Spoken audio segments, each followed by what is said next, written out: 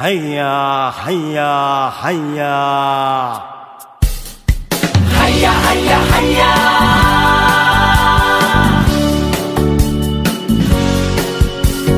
하야 하야 하야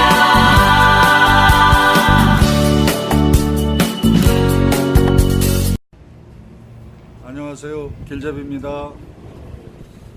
저는 오늘 서울구치소에서 극적으로 탈출한 박근혜가 머물고 있는 강남 성모병원에 다녀왔어요. 성모병원에 가니까 입구부터 양쪽으로 천막이 쫙 쳐져 있고 수십 명의 태극기 모독단들이 서명도 받으면서 거기서 상주를 하고 있더라고요. 그러니까 어제 저녁에도 거기서 날 샜다 그러더라고요. 그런데 제가 거기 들어가서 보니까 특실에, VIP 특실에 머물고 있는데 하루 입원비가 100만 원 된다. 100만 원. 근데 100만 원인데 그쪽에 이제 태극기 모독단을 만나서 얘기를 들어보니까 한 2, 3개월, 2, 3개월이라 그러면 한 3개월 정도 머문다고 봐야죠. 3개월 정도 머물면 하루에 100만 원, 입원비만 100만 원이면 90일, 9천만 원, 그건 1억 원 돈. 일반 노동자가 2년 벌이를 그 사람은 병실에서 치료비 외에 병실료만 2년치를 갖다가 허비를 합니다. 그런데 그러면 한 두세 달 지나면은 다시 서울구치소 들어가냐 물어보니까 절대 안 들어간다. 왜? 왜 안 들어가냐? 박근혜는 이미 한번 나왔기 때문에 만약에 다시 구치소로 보내지면 자기네들 내란 난다는 거예요. 내란. 태극기들이 내란을 일으킨다는 거예요. 그리고 또 한 가지, 내란이 안 일어나면 문재인 정부가 조국 법무부 장관의 그 건으로 인해서 지금 그게 자기네들 판단, 우리는 아무 이상 없다고 보는데 자기네들은 조국이 문제가 많다. 지금 실타래가 풀어지면서 이게 실타래가 문재인 대통령까지 간다. 가면은 탄핵된다. 이렇게 알고 있어요. 그거 어이가 없는 얘기죠.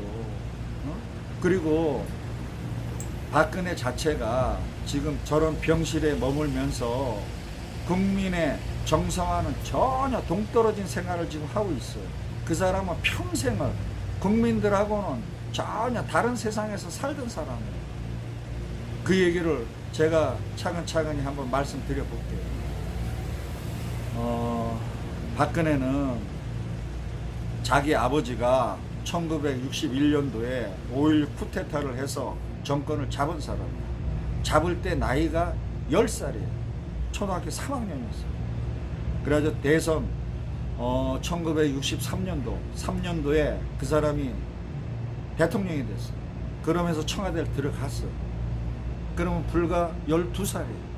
12살에 청와대 들어가서 초등학교 다닐 때부터 경호원에 둘러싸여서 초등학교를 왔다 갔다 하면서 친구도 전혀 사귀지 못하고 또 청와대 옆에 중학교, 고등학교를 나왔어요.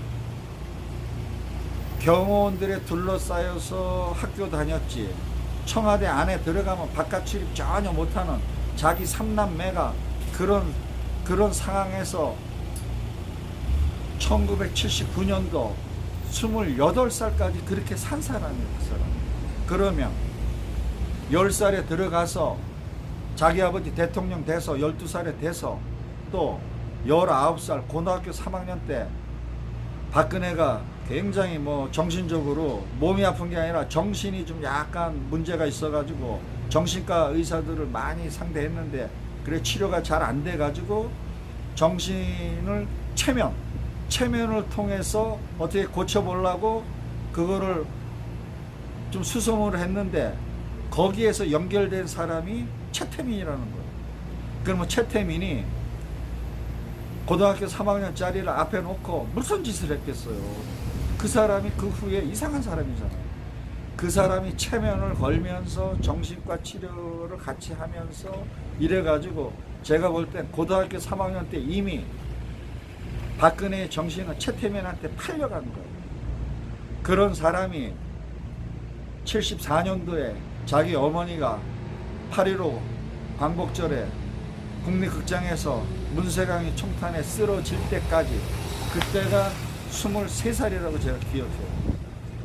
그런 충격을 또 받았고, 또 받은 상태에서 그거를 겉으로 표출하지 못하고 내면에 간직하면서 자기 엄마 대신에 퍼스트레이디 노릇을 한 5년, 자기 아버지 돌아가실 때 79년까지 5년을 그렇게 그냥 형식적으로 아버지 옆에서 그냥 들놀이 섰다는 얘기예요.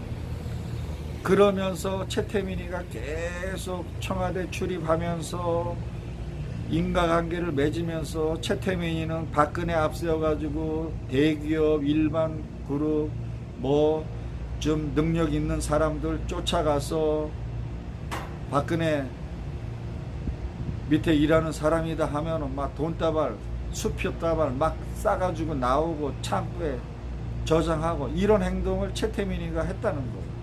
그러면 자기 아버지가 11.6 사태로 그렇게 돌아가셨을 때 전두환이가 그 청와대 서랍에서 7억 원인가 9억 원을 청와대 캐비넷에서 놨는데 거기 반을 갖다 박근혜를 줬다는 거예요. 그러면 그 돈을 가지고 나와가지고 성북동에서 살면서 자기 삼남매가 처음에는 거기서 살았어요. 살았는데 최태민이하고 최순실이가 거기에 대해서 시기를 느껴가지고 저기 박지만이는 육사생이니까 뭐 주말마다 이렇게 왔다 갔다 했고, 그 이제 근영이 동생은 결혼까지 시켰어요. 담장 하나 둔 그 집에 사장하고 결혼을 시켜가지고 쪽문을 내가지고 들락날락 하는데, 그것도 꼴보기 싫어가지고 그 아들하고 풍산금속 사장 아들이에요. 그 결혼한 사람. 그 아들하고 박근영이를 미국에 최태민이가 공작을 해가지고 미국까지 보내려고 그랬는데 박근영이가 반대를 해가지고 미국에 안 갔어요. 그러면서 이혼까지 당했어요. 이혼을 당해가지고 박근영이가 이제 따로 살게 되고 최태민이하고 최순실이가 그 집에 들어가서 이제 같이 살았던 거예요. 들락날락하면서. 그러면서 1994년도에 최태민이가 죽었잖아요.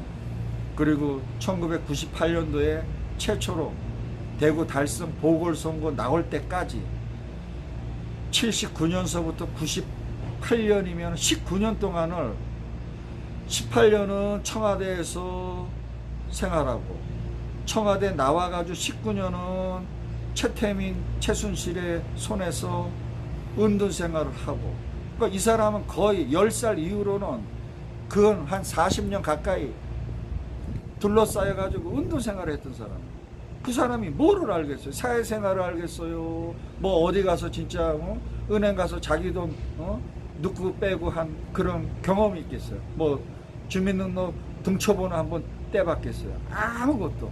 자기 손으로는 아무것도 한 적이 없는 사람이 나이만 먹어가지고 47세에 98년도 대구 달성 보궐선거에 나왔는데, 사람들이 진짜 환호성을 지르면서, 뭐 그 사람은 모르죠. 그 사람이 어떻게 살아왔는지 모르지만 박근혜 아버지 박정희, 유경수 이 세계에서 사는 사람들은 불쌍하다, 어이구 불쌍해 이러면서 환호를 하니까 그냥 국회의원이 된 거예요.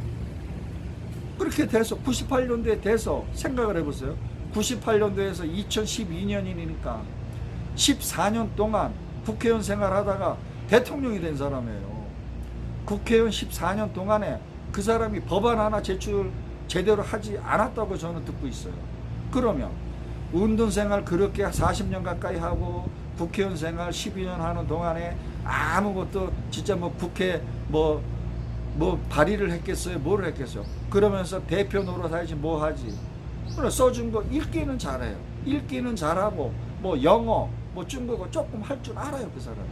그렇지만 그 외에 사람들하고의 대화라든가 장관들하고 독대라든가 자기 친한 사람하고 그런 대화, 정상적인 대화가 안 되는 사람이에요. 그리고 이명박하고 후보 시절에 TV 토론회 한번 보세요. 진짜 이거는 초등학교 수준도 안 돼요. 뭐 쉬운 질문에 대해서도 버벅거리고, 이거는 각본에 없잖아요. 그 사람 항상 써놓은 거 읽던 사람인데 상대방이 직접 물어보면 거기에 대한 쉬운 얘기도 답변을 못하는 거예요. 그런데 우리는 그런 걸 바로 알아가지고 아, 저 사람은 깡통이다 이렇게 생각했지만, 그 사람을 맹목적으로 지지하는 사람들은 그게 소용이 없는 거예요. 지금도 보세요. 태극기 흔들고 2년 반 이상을 광화문 바닥을 헤매고 돌아다니는 사람, 그 사람이 박근혜에 대해서 뭘 알겠어요? 그냥 맹신도가 돼 있는 거예요. 그런 사람을 지금도 저 병원에 입원했다고 만수무강하세요. 아까 보니까는 108배 그거 하고 있더라고요. 부부가 둘이서. 그 사람들이 진짜 박근혜에 대해서 얼마나 아느냐 말이에요. 한심하기 짝이 없는 거예요. 이거는 그런 세력들 30-40%가 그 사람들을 맹목적인 지지를 했기 때문에 그 사람이 대통령이 된 거예요. 그래서 대한민국의 국민들은 생각을 해보세요. 우리 쪽에 30%, 저쪽에 30%, 중간에 흔들리는 30%, 40%가 그냥 맹목적으로 저쪽에 휩쓸려가지고 표를 던졌기 때문에 저 사람이 대통령이 되지, 저 사람을 맹목적으로 지지하는 30%만 가지고는 절대 될 수가 없는 거예요. 그런데 됐다는 거예요. 이명박이도 되고 박근혜도 되고. 그렇다면 우리가 앞으로 신경 써야 될 거는 양쪽에 30%는 빼고 중간에 40%, 이 사람들이 굉장히 중요한데, 이 사람들은 정치에 전혀 무관심한 사람들이에요. 그냥 그때그때 옆에서 누구 찍어야 돼 그러면 아이고 저거 찍어야지, 그럼 거기 흘러가요.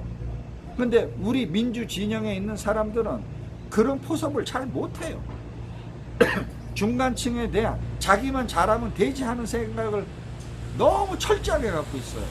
그런데 저쪽에 있는 사람들은 너나 할 거 없이 그냥 사람만 만나면 그냥 막 끌어들이는 데는 선수예요. 그러니까 우리가 1945년 해방된 이후, 이 정부 수립이 된 1948년 이후 지금까지 70여 년 동안, 74년이죠.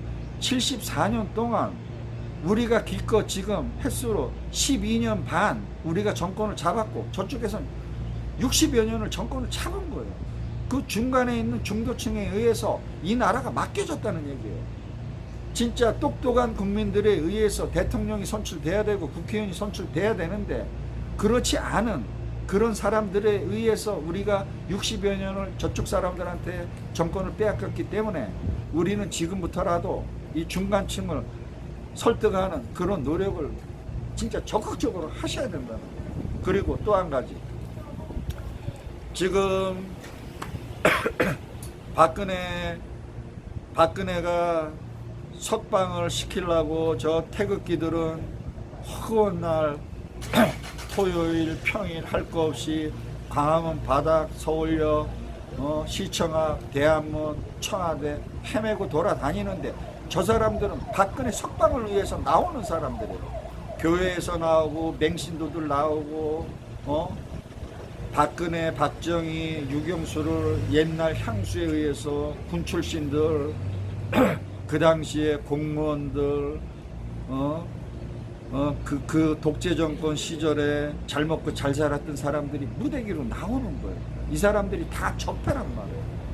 이 사람들은 오로지 박근혜 석방을 위해서 나오는 사람인데, 여기에 얹혀가지고 조은진이라는 사람은 그거를 이용하고 있는 거예요. 왜? 박근혜 석방을 한답시고 거기에 올라탔는데 실제로 하는 일은 그 사람들의 돈을 긁어 모아서, 진짜 쌈짓돈이죠. 며느리한테 받은 돈, 노령연금, 문재인 노무현 정부에서 했던 그 기초노령연금 지금 30만 원씩 받아요.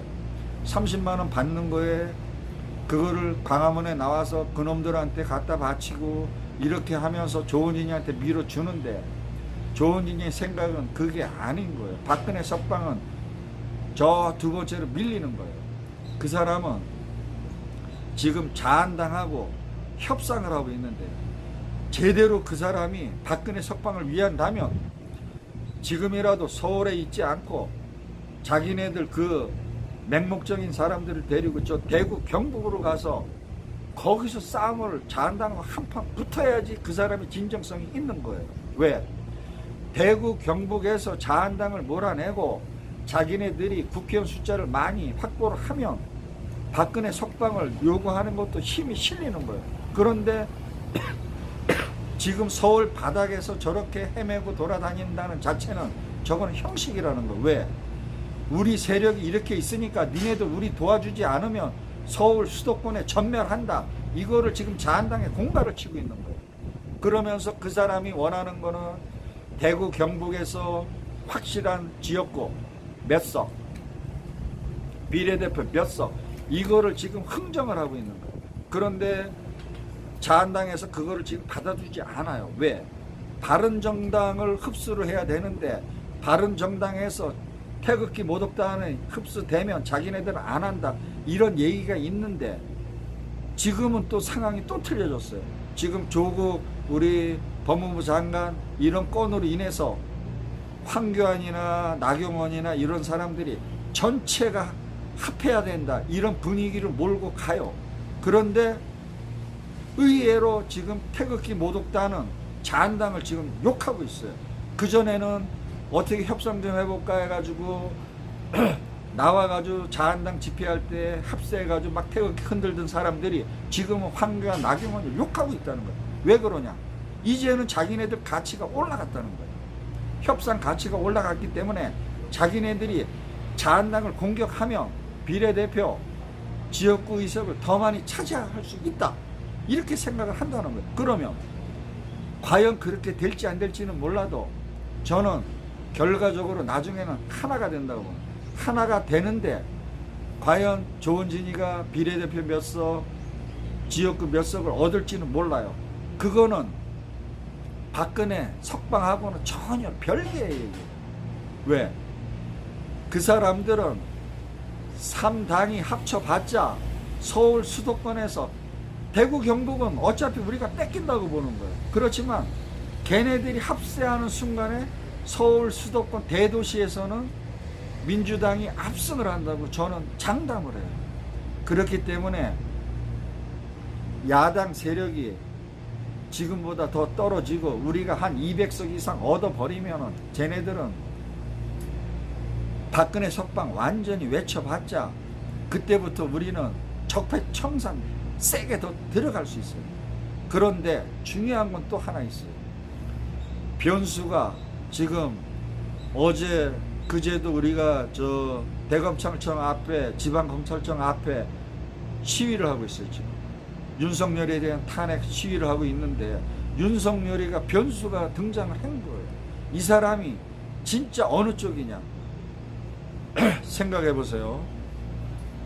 나는 사람에게 충성하지 않는다 이렇게 얘기한 사람이에요. 그러면 검찰 조직에 충성하는 사람이었냐, 아니면 국민한테 충성한다는 얘기였냐, 아니면 자기가 상전으로 모시던 최동욱을 충성했다는 얘기냐. 그 셋 중에 하나는 분명히 있어요. 그런데 우리가 그 사람이 서울지검장이 덮어라 하는 거에 대한 반기를 들고 나왔기 때문에 최동욱이는 계속 파헤쳐라 이렇기 때문에 정부 차원에서 그때 박근혜 정부 차원에서 밀어냈단 말이에요. 최동욱이를. 그런데 최동욱이가 밀려나면서 윤석열이도 같이 험한 자리로 자천되면서 이렇게 떠돌던 사람이에요. 그런데 우리 국민들은 저 사람 상간의 지시에 불복하면서 항거했기 때문에 저런 정의로운 검사다. 우리는 그걸 착각을 했어요. 착각을 했기 때문에 그 사람을 우리가 지금 속은 거예요. 그러면 그 사람이 지금 역사의 수레바퀴를 거꾸로 되돌리려고 지금 하고 나왔다면 그 사람은 진짜 대한민국의 공적이 되는 거예요. 그 사람이 대한민국의 공적이 되는 순간에는 우리 깨어있는 시민들은 다시 일어나야 돼요. 그렇지 않고 진짜 검찰을 위한 검찰이 아니고 공수처 딴지 걸지 말고 나라와 국민을 위한 그런 검찰로 돌아가지 않으면 진짜 그 사람은 대한민국에서 살 자격이 없는 천하의 역적이 됩니다. 그래서 지금은 윤석열이 변수, 그 다음에 태극기 모독단, 토착 왜구, 바른정당 이 세 당이 합해지는 문제. 그러기 때문에 우리는 더 단합을 해야 되는데 지금 우리 야당 정치인들 한번 가만히 보세요. 제가 야당 정치인들 분파하는 거 아닙니다. 그 사람들 중에서도 이렇게 윤석열이가 이러고 나오면 진짜 정의로운 국회의원이라면 저거를 규탄하면서 꾸짖어야 되는데 그런 사람들이 드물다는 거는 자기 몸 사리고 있다는 거예요. 지금은 자기 앞으로 정치를 뭐 내가 또 국회의원이 한 번 더 되고 안 되고 이걸 떠나서 자기의 그 소신을 밝혀줘야 되는데 지금 우리 국민들만 지금 들고 일어나서 이러고 있는데 힘이 약해요. 그리고 지난번에 10,000명 내외의 사람들이 지금 2번 이렇게 모였는데 이 사람들이 이번 토요일까지 하는데 얼마나 많이 모일지는 모르겠어요. 여기 모이는 사람들이 지난 우리 문재인 대통령 박근혜 탄핵시킬 때 그런 진짜 1차 촛불 그 100만, 120만이 서울에 모이는 한 번의 집회에서 모이는 그 촛불을 제2의 촛불로 탄생시키려면 우리가 지금 현재 나와 있는 이 한 10,000명 내외의 사람들이 부싯돌이 돼야 돼요. 제2의 촛불이 부싯돌이 돼야 되는데 여러분들도 짬을 내서 큰 집회가 있으면 만사 제껴 놓으시고 광화문 나오셔야 돼요. 그렇지 않으면 우리가 밀리는 거예요. 쟤네들은 사생 결단하고 우리하고 지금 전쟁을 거는 거예요. 거기다가 언론, 검찰, 판사, 경찰, 재벌, 언론, 기자 모든 세력들이 저쪽에 붙어 있는 거예요. 우리는 깨어있는 시민. 이 시민들하고 그 적폐들하고 지금 전쟁인데 정부 차원에서도 일본하고 전쟁하고 적폐들하고 전쟁해야 돼요. 이게 사방에 적이에요. 둘러싸여 있는데 이게 지금 굉장히 우리 정부가 위태로운 상황인데 이 위기적인 상황을 느끼지 못하고 있는 우리 국민들, 그 다음에 정부 공무원들, 무사 안일한 공무원들, 국회의원들, 정치권 인사들, 이 사람들 전부 우리가 깨어날 수 있게 우리가 같이 규탄을 해 나가야 된다는 거예요. 그래서 저는 앞으로 제가 제 혼자의 힘이지만 저 같은 사람들이 많이 나올 수 있도록 제가 모든 집회, 모든 지역에 1인 시위, 청와대 앞에 1인 시위, 광화문 1인 시위, 대검찰청 앞에 1인 시위, 지방검찰청 앞에 1인 시위, 틈나는 대로 뭐 시청 앞도 좋고 대한문 앞에도 좋고 서울역도 좋고 제가 사람 많이 다니는데 제가 항상 1인 시위할 각오로 지금 나와 있어요. 저도 뭐 이 유튜브에 대한 그런 관심이 많지만 제가 하여튼 그런 쪽으로 열심히 활동하면서 뭐 이 나라에 대한 그런 조그만 힘이라도 제가 보태고자 노력을 하겠습니다. 그리고 저는 제 개인적인 욕심 전혀 없는 사람이에요. 앞으로 나라가 제대로 가려면 저놈들한테 다시 이 정권이 뺏긴다면 우리는 일본의 제2의 식민지가 되고 마는 거예요. 기대가 할 게 아무것도 없어요. 나라 진짜 망하는 거예요. 일본이 우리나라 36년 삼켰듯이 정권이 넘어가는 순간에 우리나라는 식민지가 되는 거예요. 왜? 저 본토 외구의 스폰을 받는 자한당, 토착 외구, 태극기 모독단, 바른정당 이놈들 다 한 통속이에요. 검찰 한 통속, 언론 한 통속. 이런 사람들이 정권 잡으면 나라가 온전하겠어요? 그러니까 여러분, 제가 긴 말씀 드리지만 정말 각성하셔야 됩니다. 지금 발등에 불이 떨어진 상태가 아니에요. 전쟁인데, 일본하고 전쟁인데 지금 우리나라 내부에서 내란이 일어난 거예요. 내란이 일어났는데 이거를 지금 제압을 해야 되는데, 제압할 군인 나오지 않죠. 경찰도 저쪽에 같이 합세해 있어요. 적폐 검찰, 적폐 경찰, 모든 세력들이 지금 들고 일어나서 공격을 하는데, 에이, 2, 3년 전에 촛불 국민들 그 세력을 가지고 우리가 대통령이 됐는데 뭐 걱정 없어. 절대 방심하지 마세요. 여러분들의 힘만 가지고 절대 안 돼요. 42%의 득표율로 문재인 대통령이 됐어요. 그럼 42% 중에 우리 독립군 세력이 42%가 아니라는 거예요. 중도에서 중 왔기 때문에 42%가 된 거예요. 그 다음에 안철수가 가져간 그 프로도 어떻게 보면 우리 표가 많지만 그것도 중도 표가 많은 거예요. 그래서 지금 우리가 중도를 중요하게 생각해야지. 그렇지 않으면 우리가 진짜 방심하는 사이에 뒤집혀 버릴 수 있어요. 뒤집히는 거는 1, 2% 차이에서 뒤집히는 거예요. 똑같은 얘기 반복 많이 했지만 저는 그렇게 걱정이 앞서 있어요. 그러니까 여러분들 제발 부탁입니다. 지금부터 한 달 정도는 적극적으로 참여해 주시기 바랍니다. 하여튼 긴 말씀 드려서 죄송합니다. 예, 감사합니다. 길잡이였습니다.